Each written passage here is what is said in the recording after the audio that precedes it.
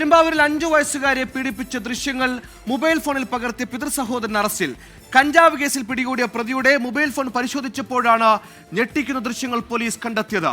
POCSO ചുമത്തി ഇളയച്ചനെ police arrest ചെയ്തു.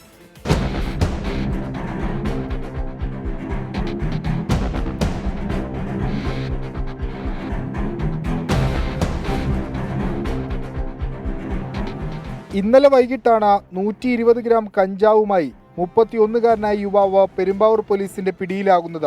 ഇയാളുടെ ലഹരി ഇടപാടുകൾ കണ്ടെത്താൻ മൊബൈൽ ഫോൺ പരിശോധിച്ച പോലീസുകാർ ഞെട്ടി.